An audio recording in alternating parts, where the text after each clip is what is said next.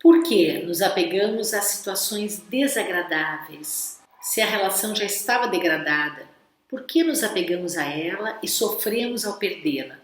Essa foi a questão que ficou no ar. Podemos dizer que a resposta é porque não conseguimos ter um distanciamento afetivo suficiente para observar essa relação com olhos mais racionais.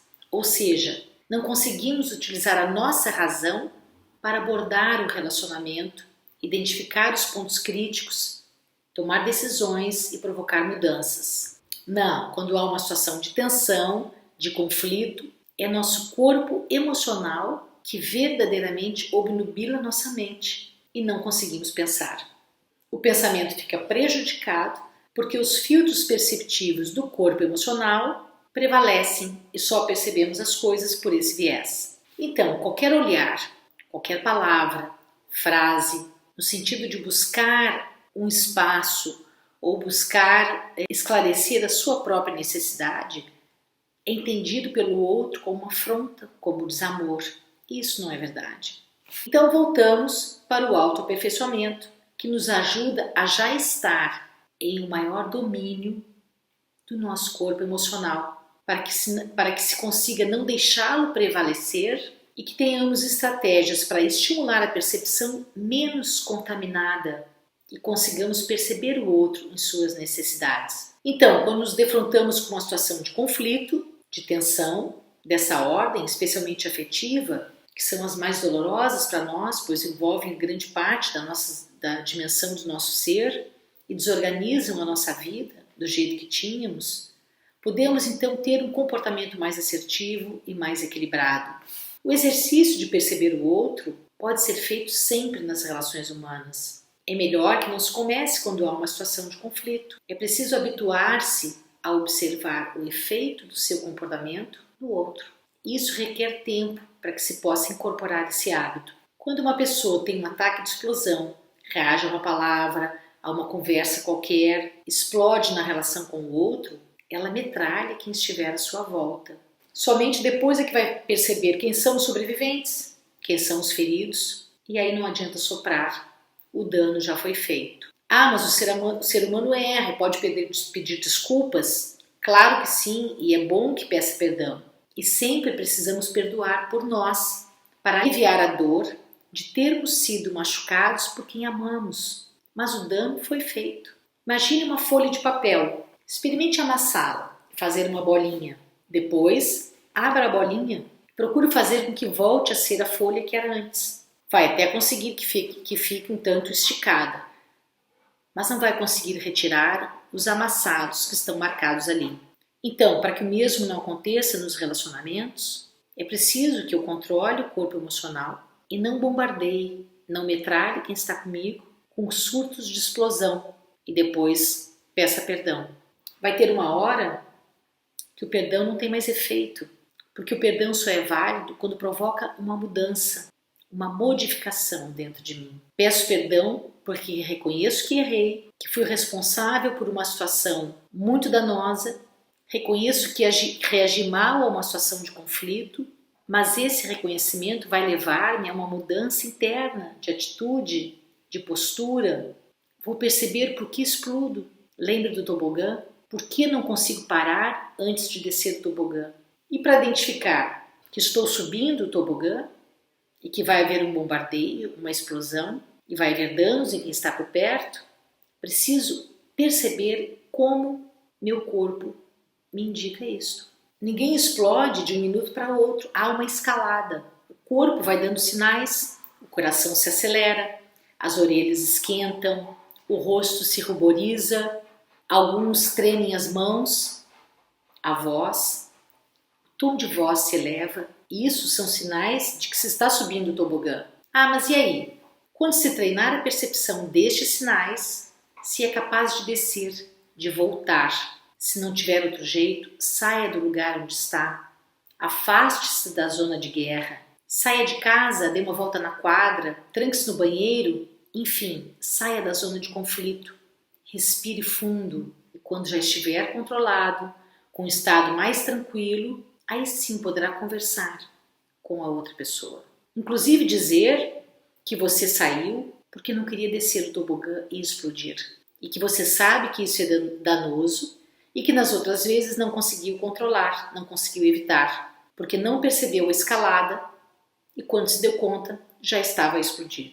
Importante perceber que o parceiro poderá reclamar essa fuga, porque quer continuar o jogo, é a parte dele. Portanto, sai sabendo que poderá haver protestos. Então, o autoaperfeiçoamento faz com que nos conheçamos e conheçamos as nossas deficiências, as nossas falhas, e a partir daí se decidam que estratégias utilizar que vão prevenir as ocorrências explosivas e mudar os comportamentos perniciosos que vão amassar a folha do relacionamento.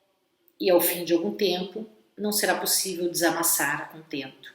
E dependendo da capacidade de desapego de tais situações, vai ser mais ou menos difícil superá-las. Por mais que a pessoa deseje reorganizar a vida em comum, reaproximar-se, aquelas dores ainda estão lá dentro dela. E talvez demore algum tempo para se curar. Rick Hanson, PhD, neuropsicólogo e fundador do Instituto Wellspring de Neurociência e Sabedoria Contemplativa, um autor best-seller do New York Times, ele nos ajuda a entender por que nos apegamos a situações dolorosas, negativas e tendemos a fixar essas experiências. Ele descreve o cérebro como velcro para experiências negativas e teflon para experiências positivas. Eventos e experiências negativas são rapidamente armazenados na memória, diferentemente de eventos e experiências positivas que levam uma dúzia de segundos ou mais para serem transferidos da memória de curto prazo para a memória de longo prazo. Há milhares de anos, em algum momento da nossa evolução, éramos animais selvagens. Era essencial que ficássemos atentos a todo e qualquer perigo à nossa volta, de forma a garantir a nossa sobrevivência. Reagir rapidamente a um barulho estranho, como um graveto estralando na floresta, poderia ser a diferença entre acordar no dia seguinte e virar jantar. Então, nosso cérebro gradativamente desenvolveu-se de forma a focar em ameaças que poderiam colocar-nos em perigo. Estar alerta e focado nos piores cenários garantiu a sobrevivência dos nossos ancestrais. Então, essa forma de reagir, de identificar perigos e memorizá-los para em uma situação semelhante continuar a defender-se, continua ativa em nosso cérebro.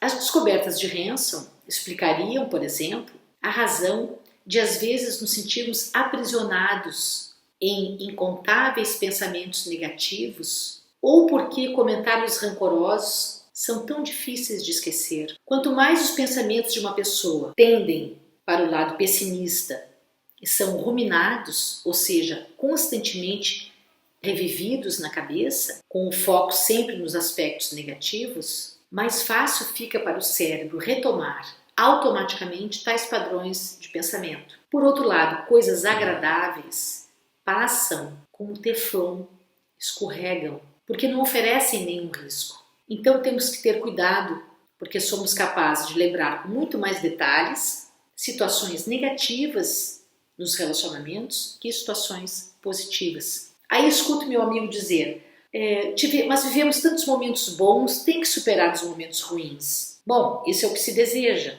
mas será que é assim? Será que é possível para todas as pessoas? Será que se consegue desapegar-se e ressignificar as mágoas e os ressentimentos? É óbvio que é possível, mas cada um tem um ritmo, tem um tempo, e às vezes os ritmos diferentes continuam a provocar desequilíbrios na relação. Então, não tem saída? A saída é o autoaperfeiçoamento, a autoconsciência com o ser humano. E no caso que estamos falando de relacionamentos, isso significa também ser mais positivo, mais generoso, mais virtuoso na relação com o seu amor. Ter mais palavras gentis, amorosas, porque as palavras são kármicas, geram karma, ou seja, geram consequências que não se apagam. As palavras estão no ar, elas não desaparecem. Pensamos às vezes que palavras o vento leva. Não, o vento não leva. Elas ficam no ar e mais, ficam na memória da outra pessoa na nossa memória. E podem se transformar, dependendo dos filtros, das crenças, podem se tornar mais pesadas ou menos pesadas, podem passar a ter um significado mais ou menos danoso, e o efeito será sentido mais cedo ou mais tarde. Então, em se tratando de perdas, como conseguir diminuir ou minimizar a dor de uma perda, aquela dor que aperta o peito, que nos acompanha dia e noite, e se acordamos à noite 2, 3, 4 vezes, a primeira coisa que vamos sentir é essa dor no coração e na mente, a situação conflitiva que vai surgir. Como fazer para modificar essa situação, amenizar essa dor, poder seguir o caminho, respeitando o espaço do outro e voltando a sua anteninha para si mesmo, procurando ocupar o seu espaço secreto? Esse é o tema do nosso próximo encontro. O que você pensa sobre isso? Coloque aí seus comentários. Eu espero você. Obrigada.